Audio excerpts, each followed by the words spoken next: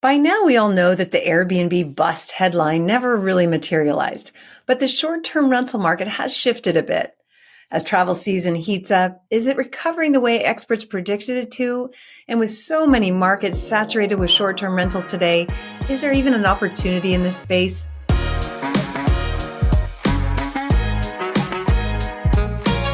I'm Kathy Fedke, and welcome to On the Market. I'm here with the one and only James Daynard on his yacht. Hello, James. Hey, Kathy. I'm leaving you, though. Me and you aren't going to be in the same state anymore. I'm leaving the yacht. I know. I feel like we should be having a yacht party instead of a last podcast. You know, we really should, and I'm ready when you are. I'll be coming back. But don't worry, listeners, James isn't leaving On the Market podcast. I was worried there for a minute. He's a busy guy for sure, but he's just moving from California to a much better tax state. Yes, I like to keep myself busy. You know, I'm definitely not leaving the On the Market podcast because we have amazing guests that come on. And today we're talking with Jamie Lane, the SVP of Analytics and the Chief Economist at AirDNA. Jamie's team at AirDNA does a ton of data analysis on short-term rental market across the U.S., regionally and internationally.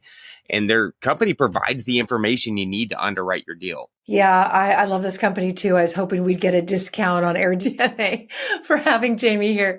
But Jamie's here today to tell us what this year's data so far tells us about the short-term rental market, how the short-term rental market fits into the broader economic trends we're tracking, and what we might expect to see play out over the rest of 2024. So let's dig into the data.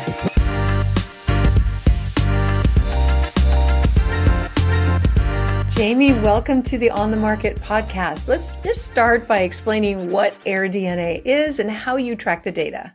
Yeah, so we are a global short-term rental data analytics company. So we track every single listing around the world on Airbnb, Vrbo, Booking, direct bookings, the like, on what they're earning on any given day, how many listings are out there. So there's a global supply of short-term rentals down to a neighborhood and what every property around the world is earning. And we provide that data in a way that helps investors, operators, hosts both buy and manage their short-term rentals. So then you would be the guy to tell us how things are going out there. Is the news legit? Are things really slowing down? What is this travel season like this year? Yeah, so it is my job to have a pulse on what's happening in the short-term rental sector. I can tell you I've been at AirDNA now for 4 years. Prior to that, I was tracking the hotel industry for 10 years. And these past 4 years in short-term rentals have been a wild ride. Just like everything else has been. Just like everything else. But our theme at the beginning of the year was equilibrium. So that these sort of discontinuities that we'd been seeing of supply decreasing during the pandemic, demand decreasing, then everything coming back super strong during the pandemic of like, everyone traveling and staying in short-term rentals, then everyone investing in short-term rentals. And now 2024 was supposed to be the year that things sort of evened out, that supply and demand got somewhat imbalanced.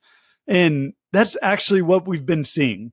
So we've seen occupancy levels relatively flat. We've actually seen demand growing at a relatively stable rate. We've seen ADRs essentially flat. So essentially for most hosts, what they were earning in 2023 is pretty close to what they're earning right now in 2024, which in monitoring this sector, like maybe some some stability and predictability on what's going to be happening is maybe a sigh of relief for many people, even if it's down a bit from where it was in the highs of 2021 and 2022. Hey, Jamie, for our listeners who don't know what ADR is, can you explain what that is? Yeah, so ADR stands for average daily rates. So that's essentially the average rate that a guest is paying to stay in a short-term rental unit and what you're charging. The other terms I talk about a lot, occupancy. So that's essentially of all the nights that you make available, what percent of those nights are being stayed in. And then the other is RevPAR, or revenue per available rental. So of all the nights that you make available, what is the average revenue per night that you're earning? Or the other way to calculate it is occupancy times ADR. So the important metrics for when you're looking at your short-term rental, you got to know how much money's coming in. Yeah, like what percent of the nights are you getting booked? What rate are you getting booked at? And then you multiply those together, and that's essentially what you're taking into the bank. So if things are normalizing, at least post-pandemic, what other economic factors should we be aware of now and in the future? So on one hand, supply. So what's going on with interest rates? What is the sort of standard and investment environment? We still have a relatively high interest rate environment, maybe down a bit from where we were at earlier in the year. We still have very high home values relative to pre-pandemic, relative to last year. They're still growing. And combine that with lower revenues on a per night basis, like it's not as good of an investment environment as it was. And since we've seen lower supply growth in recent years. On the demand side, and this is where it's kind of different from the rest of real estate, that you really have to stay on top of what's going on with consumer trends, like how many people are employed, how much they're earning, and how much they're sort of overall spending on travel. And there we've definitely seen some weakness on both the short-term rental side and on the hotel side for lower income travelers. And that's showing up in demand for lower tier type properties, those properties that are pricing themselves lower on average than the typical property, those type properties that are very attractive to lower income type individuals. And that's where we're seeing most of the weakness today. You mean weakness in terms of there's not enough demand? That we actually see demand declining for those lower ADR properties. And like what price point are we talking? So for like a one bedroom home, something that's being priced under $125 a night. So I would be considering like a lower tier. And then on the higher tier, it would be more than like $250 a night for a one bedroom property. And in the leisure type markets, so mountain coastal destinations for short-term rentals, we actually see demand, i.e. the number of nights being booked, down on a year-over-year basis.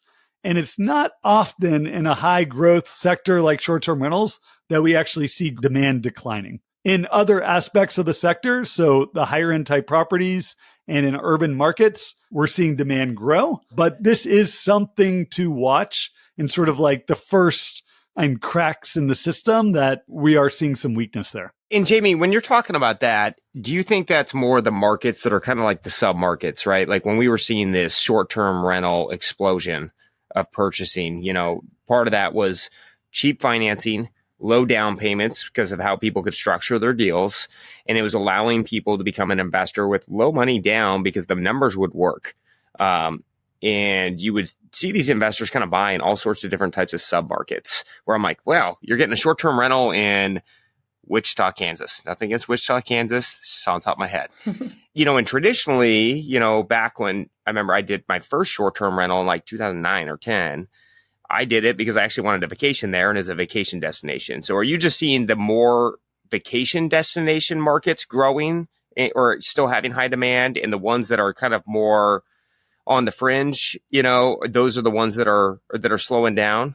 No, it's actually the opposite. It's those fringe, and not calling Wichita a fringe market, but those markets like Wichita, like Dothan, Alabama, like Chattanooga, Birmingham, and these smaller to mid-sized cities are still the ones that are seeing the most new investment coming in and the most demand growth. And I kind of think of it in a way, one, we don't have new hotel supply coming into these type markets. So like on the demand side, like any new travelers looking to come, they essentially have to stay in short-term rentals because there's not other options. And then on the supply side, a lot of these markets like Wichita, like in Birmingham, didn't see the same run up in home values that a lot of the coastal mountain and large cities saw as people were sort of moving to these markets. So they're still actually attractive on the investment side, which means people are still adding supply, creating new short-term rental investments in those type of markets. These aren't really fringe markets, but they're also not vacation destinations per se. So are these, I don't know if you have the data on this, but is it people coming to work part-time or visit family or? Yeah, it really runs the gamut. So you've got people looking to work, construction workers, nurses, doctors, people doing residency. You've got displaced residents. Maybe their home's going through a renovation. Maybe they've got family coming in for an extended period of time. Medical demand, either on the guests or the workers of those hospitals. So let's say you're going to do a surgery. You're going through cancer treatment. You don't want to be staying in the hospital. It'd be great to stay in a short-term rental nearby and stay safer, be more comfortable. Or maybe you're moving to this market and you want to try out different submarkets within that market where you can stay a week in this neighborhood, a week in that neighborhood. So all these types of demand that and maybe existed pre-pandemic, but so many people tried short-term rentals for the first time during the pandemic that now when they go to the city, they have these different use cases. They're going to use short-term rentals for these type of stays. And we just see so much new demand being created. It's still unbelievable how much growth we're seeing for that type of travel. We do have to take a quick break, but stick with us. There's more from Jamie Lane from AirDNA when we're back.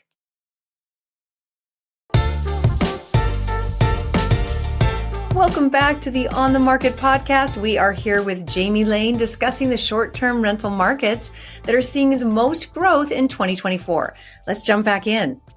So what we were seeing, I think it was just last year, there were reports that individual Airbnb owners were seeing not as much money coming in. They weren't renting as many nights, but overall, there were more rentals. So more rentals on the market, more people renting, but the individual owner wasn't experiencing it because there was so much supply. Yep. Is that still the case? Is there still more supply growing, like you said, and the individual owner is getting less of that piece of the pie? Yeah. And when we look at last year, 2023, we saw overall supply increase by like 8%. 8%. That's a lot. Mm-hmm. And we saw overall demand increase, total number of nights stayed increased by 2%. Oh. So demand was growing, but with supply growing faster than demand, that means that occupancy was decreasing. And how I think about occupancy is like how many nights on average that my unit's being booked. So like, yeah, there's more units being booked overall, but my property individually, like I'm seeing overall fewer bookings. And so overall on average, it was about 55% occupancy for the overall US. And that compares to about 56% pre-pandemic. And that had gotten as high as like 62, 63% in 2021. So we raised occupancies a whole lot during the pandemic. And that was sort of the boom times. Everyone was like, I can rent out a tent in my backyard and make money. Like, this is amazing. I definitely saw a normalization happen in 2023 that reduced average earnings per host, average unit earnings per listing. And now that sort of normalization has happened. We're definitely in more of that equilibrium period now where we've seen occupancies essentially flat in the first half of the year on a year-over-year basis. And we expect that to continue out in the future. We're very much in equilibrium with supply and demand, both growing at about 6% this year. So what does that mean to the person trying to get into the market now? Does it make sense? And if so, where? We know there's not one housing market. There's not one Airbnb market. Where are the areas that maybe are more oversupplied than others and areas that are maybe undersupplied? So overall, I don't sort of subscribe to the notion of like markets being saturated, especially in a high growth market like short-term rentals. And now there's 1.7 million active listings out there. And most markets and traditional vacation rental markets are pretty mature. In those type of markets, new can beat old any day of the week. So if you come in with a great new investment where you're picking the right property that's going to be attractive to the type of guests that come into that, you add the amenities that guests are looking for, it could really depend on the price point that you're having to pay for it, but you're going to be able to come in and operate and generate above market average in terms of revenues. Markets that I would be cautious around right now, though, are those that are seeing overall demand going down, i.e. there's fewer people staying in those markets in this year than in years past. There are quite a few coastal and mountain destinations where that's happening. And a big piece of that was areas that Americans were traveling to sort of in droves when we weren't traveling overseas. And now that we've sort of picked back up in terms of overseas travel, those markets are ones that are seeing declines in overall occupancy, overall demand. My favorite example for that is like Panama City Beach. Like I'm in Atlanta. We were all driving down there during the pandemic. And now all of my friends I'm seeing, they're actually going to like Nice, like southern France, the Riviera, Greece, like they're going to European beaches. And sort of there's been that trade-off that has definitely been impactful to some of these drive to beach markets really around the country. And I think part of that trend is that when you look at international travel now, it actually is a lot cheaper than traveling in the US sometimes. And I think that's why people are looking elsewhere. I remember my buddy, he went skiing in the south of France. I'm like, oh, look at you. You're fancy. You went skiing in the south of France. He's like, I looked all around and it was cheaper for me to fly to France, go skiing there and come back than it was to book an Airbnb or a hotel and ski. And so there's definitely been like a little bit of a transition just because for some reason, international travel has gone down, especially if you get thrifty on finding your flights. But, you know, we've seen some sort of demand come down, but also demand's also gone up. You guys recently had a report that the demand went up June year over year. What do you think is driving that demand for people? I mean, I definitely know when I go to airports, the airports are busy. People, they don't care what the cost of credit cards are and what the interest rates are. It seems like people are still traveling because it's the busiest I've ever seen the airports. What do you think is going on with the year over year growth right there in June? Yeah. So two big factors I'll call out. One is like TSA still publishes their like numbers. We're seeing record air travel this year in the US. It's up 6% from last year, and last year was a record. The days of the week that are seeing the most growth are midweek, like Tuesday, Wednesday, which to me points to a strong growth in business travel. And you look at the hotel data, it's like the markets that are doing the best, the segments that are doing the best are downtown core, convention hotels, like big conferences are back. People are traveling for work. Like that's clearly the trend that's happening right now. The other factor you have is we're finally getting international guests coming back to the US. And this is the first summer since the start of the pandemic that we actually saw just as much travel spending from international travelers to the US as pre-pandemic.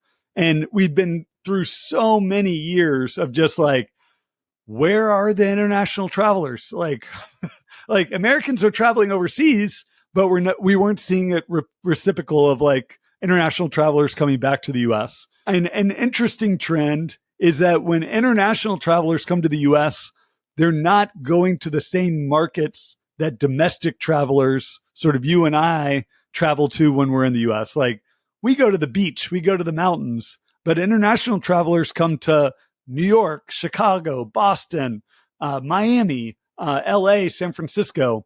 So those are the type markets that we're seeing now greater demand growth, but it's different than pre-pandemic because we're not seeing the return of Asian travelers. So like when you look at country of origin, like China, Japan, South Korea, travelers from those countries, it's still way down and we're not seeing much recovery. So that's causing weakness on the West Coast. And then travel from Europe, Latin America is actually up. And that really benefits markets on the East Coast. So we're seeing sort of a bifurcation in terms of the return of international travelers that are definitely biasing growth to Midwest, Southeast, East Coast type markets. So what do you think it is causing the Asian markets to not travel as much right now? Because that's usually a huge push, which is also kind of like as an investor, you're going, okay, well, when this turns on, the demand could go up even more, right? That's what we're always trying to do, forecast the growth, whether it's short-term rentals.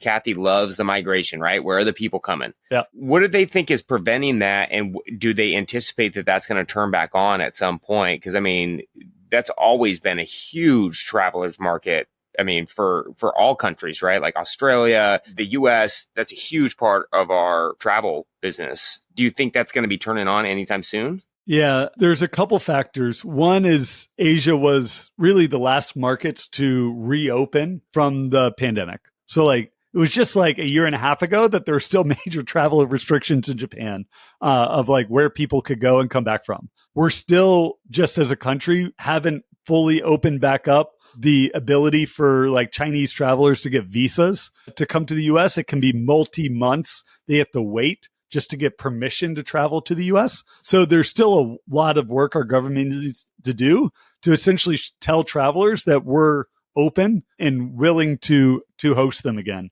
In AirDNA, we've been working with providing data to US travel so that they can really understand what the lack of openness for travelers means to operators, hotels, and short-term rentals of being able to operate profitably again. What are the international travelers looking for? Is it different than what the domestic travelers want? One, they're going to different markets. And so they're going to cities, they're going to maybe national parks. They're also staying longer, usually traveling with groups and staying in larger properties. So it can be a different type of property that is attractive to international guests. A lot of hosts and their ability to speak multiple languages can be attractive. And certain amenities, like we host a lot of international guests, and just like having a hot water kettle for European guests that want to make tea, like they want their tea. And it's not something that I'm doing on a regular basis, but it's something that the guest sort of expects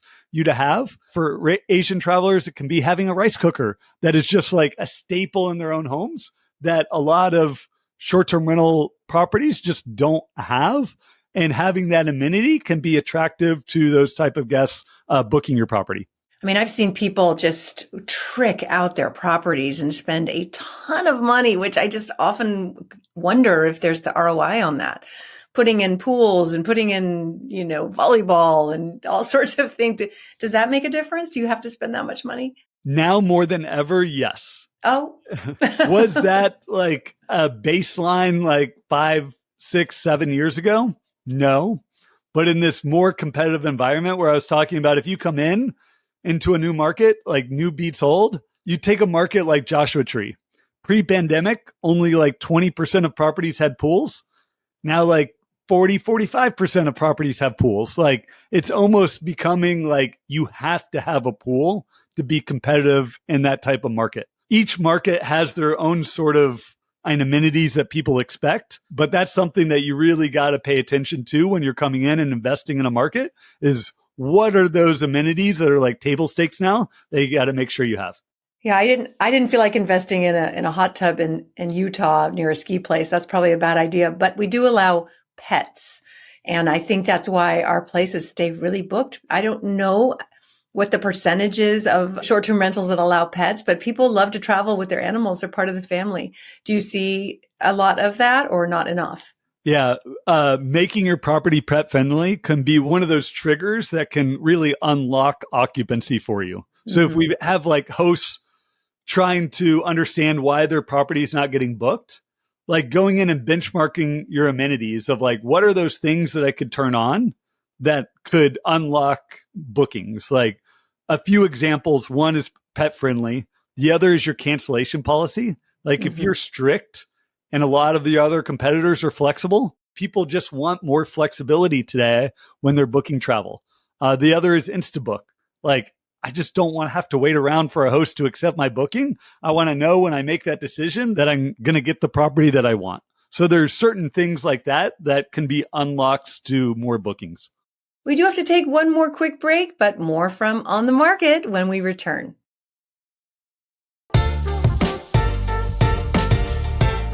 Welcome back to our show. Before we jump back in, we wanted to let you know about the short-term rental furnishing list. It's a ready-made checklist with product links even, and it has everything you need to prepare your property for your next guest. If you're getting a short-term rental up and running, go to biggerpockets.com/resources and grab it now. That is so helpful to know what you need to buy in advance before people complain. All right, now back to the show. So with people booking more right now, demand was up in June. And we have international travelers starting to turn on. Maybe we get the other markets turn on. I mean, what are you guys seeing for the rest of the year? as far as like anticipated forecast? Do you see the demand continue to increase, or do you think this is more seasonal? I mean, what are you guys forecasting for the rest of 2024? Fortunately, for the back half of the year, we have pretty good visibility because of how we collect our data. It's what we call like on the books. So we can see what's booked out into the future, and we can compare that to what was booked out in the future as of the same time last year. So we can see like in the fall, into the winter, that demand's up anywhere from 5 to 10%. That combined with we see supply growth growing at anywhere from like 5 to 6% gives us a decent confidence that we're going to see flat to increasing occupancies in the back half of the year. Where we have seen some weakness in recent months is on rates and on pricing. In June, we saw overall rates decrease by about 1%. And that's one way that you can unlock bookings as your property is once you start getting into peak season, which we're in now. Like if you don't have the bookings that you want, that you might start discounting to make sure your property gets booked. And with shorter lead times, I guess waiting longer to book for peak season travel, we're seeing more and more hosts sort of start to panic and start discounting their properties so that they make sure that they get booked. So broadly, we've been seeing the demand come in, just coming in closer to the date of the stay and people discounting to make sure their property get booked. Well, now that I know what ADR means, average daily rate, how do you know how to set your rate? Obviously, if you're not getting any bookings, you're not pricing it right. And I know that's one of the things you offer. So how does that work? How do you get the price right? Yeah. So at AirDNA, we do provide pricing tools for hosts. So you can make sure that you're setting your rate at the right rate to get booked. That's sort of the biggest factor of like whether you're going to get booked or not is how competitively you're priced. So when a guest is going and looking at all the properties on Airbnb and seeing and the amenities you have, where you're located, and then the relative value that they're going to get to it, you got to make sure you're priced competitively. So one way that we do it is we have tools where you can see how your competitors are pricing. You can monitor that and then sort of compare how you're getting booked, how your comp set's getting booked, and then making sure that you're adjusting your rates so that you can get booked as well. So that's something that as a host, I'm monitoring on a weekly basis. So what is my forward bookings? How are my competitors getting booked? And then if I see myself, I'm not getting booked like I should, that I can adjust rate. Maybe there's a high demand night coming up that everyone else is booked and I'm still available. And I know that there's going to be more bookings coming in. Maybe I'm really going to push my rate higher to make sure that I maximize my revenue. So that's one of those big unlocks for hosts that can really increase your revenue is making sure you're priced right. And it's not always that you're increasing rates. A lot of times it's you're decreasing rates during low demand periods to make sure if anyone's getting booked that it's your property. And, Airbnb has a tool for that, right? They'll set what they think is the right rate, but a lot of people think it's not the right rate. So, how do you automate it? That's a lot of work to constantly be checking. Yeah, I would not suggest using Airbnb's pricing tool. They do have an automated tool. Typically, they undercharge guests. They're very much trying to promote more bookings to their platform, not necessarily making sure that it gets booked at the highest rate. So AirDNA has a pricing tool, and there's other great ones in the market, Price Labs, Beyond, Wheelhouse, that are great options as well and can make sure that you're maximizing the revenue of your property. So the average daily rate, the ADR, went down this year. You mentioned that. Why, and what do we need to know about that? And do you think it's going to reverse? Yeah. So the big factor on pricing is what are occupancy levels at?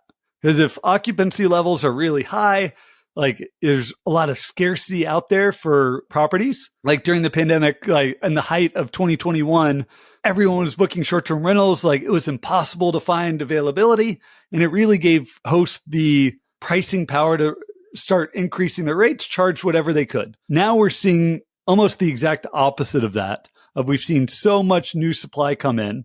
We've seen occupancy levels now decrease to a level that they're now below what they were in 2018, 2019. where there's not a lot of scarcity. There's a lot of options for guests. So we see more and more people discounting to make sure that their unit's getting booked. And that means average rates are down. We saw that last year, and we're seeing that again this year. And it's expected. Rates got really high. Average rate increased like today relative to pre-pandemic, we're like 30% higher. So for someone with a fixed rate mortgage on a house that they bought in 2019, you're earning 30% more on average on any given night. Like, that's great. But on average now we're seeing it decrease by about 1%. So I wouldn't say it's terrible, but we're just not seeing the pricing power that we had in years past. The past, I would say 24, 36 months, we've seen so many people moving around. The migration patterns have switched so much throughout, where people want to live, how they travel, all these things, right? COVID really changed people's mindset. What are you guys seeing, and how does these migration patterns affect, short-term rentals, how they're being absorbed, the demand? I mean, what is the impact with people moving around? Yeah, we actually just released this big report actually digging into that topic. The research showed that the biggest determination of where you travel to is where you live. Let's say if you live in Houston, and we can track this, the destinations that you vacation to, it's Galveston, it's Corpus Christi, it's Fredericksburg, it's Broken Bow, it's Hot Springs, Arkansas. So if we see a massive increase in migration to Houston, what destinations are going to benefit from that? It's Galveston, it's Corpus Christi, it's Fredericksburg. It's those sort of feeder destinations. So we did a big analysis of all the migration trends that have happened over the past 4 years, which metro areas have seen the largest increases in population, and what destinations will benefit from those migration trends. And so based on migration trends that have already happened, one, the Texas markets, as you guys know, have seen so much in migration. So 4 out of the top 5 destinations that are going to benefit from the migration are actually in Texas. Really? So it's Corpus Christi, it's Fredericksburg, it's South Padre Island, Galveston, and Broken Bow. Then we get into markets like Pinetop, Lakeside, Arizona, sort of benefiting from the increase in migration to Phoenix. We've got Boone, North Carolina, and the broader North Carolina mountains area. You've got Lake Hartwell in South Carolina, and then Hot Springs, Arkansas. So really a wide variety of markets across sort of the Sun Belt that have benefited from the growth in populations in those major markets in the Southeast. I was just told that Fredericksburg is a great place to visit. Now I've heard it twice. That means I have to go. And then we got to go visit Henry, of course, in Arkansas. Yep. All right. Put that on the calendar. Concerts. What is it with young people that have so much money that they can just fly to Europe and go to a concert? That was not the case when I was young, but what's going on with concerts and Airbnbs? Yeah. Europe really took it on the nose during the pandemic, and there were such tight regulations. Now we've seen Europe being really some of the highest growth out there. And this summer is the summer of Taylor Swift. It's the summer of Adele. Guilty. It's the summer of Coldplay. It's the summer of the Olympics. It's the summer of the Euro Cup. Like, there is so many events happening in Europe this summer that is driving demand trends. It's amazing to see. And I've got friends that traveled out to Europe to see Taylor Swift. Like, it was actually cheaper in a lot of ways to fly to Amsterdam, get a ticket there, than it was to see it 5 miles away from us in Atlanta. So, and in similar ways, James, that you were talking about, that we see so many people traveling to Europe because of the deals that you can get in many of these destinations. It's the same thing with these concerts. And it's really been a major demand driver this summer. Yeah, because it's a better deal. Like, I mean, when you go out, I remember we stayed recently at an Airbnb in London, and we were in like one of the nicest areas. We were Mayflower. We were in this huge 3-bedroom, 3-bath suite with views and everything. And it was like $400 a night. And it, like, for what you were getting, I was like, I will go to Europe all day long because it justifies the expense of the airfare. And I think that's also, people just want to get out, right? They were roaming the US, they saw enough of it. Now they want to go overseas. It's a little bit more affordable in a lot of spots. And then who doesn't want to hang out in Europe? What do you see going on? Because Europe is also making some changes on their regulation out there too. Because I know for me, if I'm going to Europe, I would much rather stay in an Airbnb because the hotels are a little bit older. They're very small. It's hard to do that with kids. With all this demand now shooting to Europe, do you think that's what's also causing the regulation to start to be really looked at? I know Spain's really starting to crack down. Other countries are. Is this what's causing that? Yeah, we're definitely seeing some backlash in terms of the amount of tourism coming into Europe. And we have to remember that these cities, people live there. And European capitals, major European countries like France, Spain, Italy, tourism drives their economy, but also they see tens of millions of visitors all sort of compacted into 3 months during the summer that can really impact the sort of quality of life for residents. That was an issue pre-pandemic. And maybe people got a glimpse of what their city could be like without tourists in 2020, 2021. And now they're seeing it come back. And I do think there's a right balance of tourism in a lot of these cities.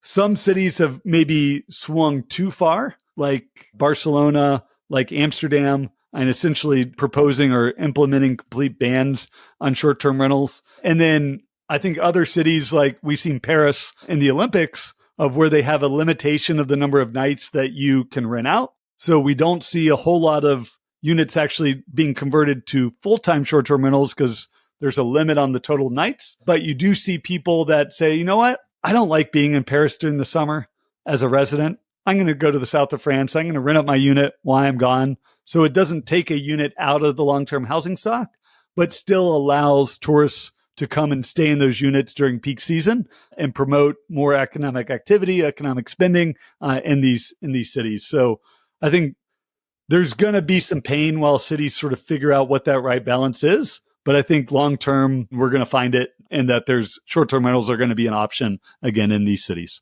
Oh man, you're not kidding. They totally leave Paris. I was an exchange student in Paris in college, and they are out of town and they are by the beach most of summer. So yeah, good opportunity to rent at that time. All right. So Jamie, we've talked about demand's going up, migration patterns, traveling's, U.S. travelers starting to go to Europe. Europe's coming back here. I think, for all of our listeners, they're all trying to figure out how to keep growing, where the best markets are. Where do you think the most strategic opportunities for, if you're a new investor or even, the short-term investors that want to keep going? I mean, where do you see the most strategic opportunities for people buying these types of investments going forward? My suggestion is think about it in the same way that you would long-term rentals. Like, what are the sort of major trends that are sort of driving population movements? What are going to be the sort of beneficiaries of that? What are the long-term trends in terms of where short-term rentals are really attractive and where short-term rentals are going to beat hotels going forward? Because it's going to get way more competitive. Like, hotels are not going to sort of bow out of this fight. So like, when I put my investment hat on, like, I'm looking at destinations in the Southeast, West, maybe even down in Florida. I'm looking at larger type homes that are going to be attractive to larger groups, to families. I'm looking for properties that can be amenitized if you need to amenitize them to stay competitive in that market, and be smart about how you're going to continue to be attractive to guests, and that you're in markets that are going to long-term be in demand. And that's how I'm advising investors today and how I'm sort of shaping my own investments. So you got to work at it now, a little bit harder than maybe you used to have to. Yep. All right. Well, Jamie, thank you so much for joining us here on the Market. It's really been a pleasure to have you here. No, this has been great. Thank you guys so much. Thanks, Jamie. If you want to connect with Jamie, you'll find that information in the show notes. We'll see you next time on the Market. On the Market was created by me, Dave Meyer, and Kaylin Bennett. The show is produced by Kaylin Bennett with editing by Exodus Media. Copywriting is by Calico Content, and we want to extend a big thank you to everyone at BiggerPockets for making this show possible.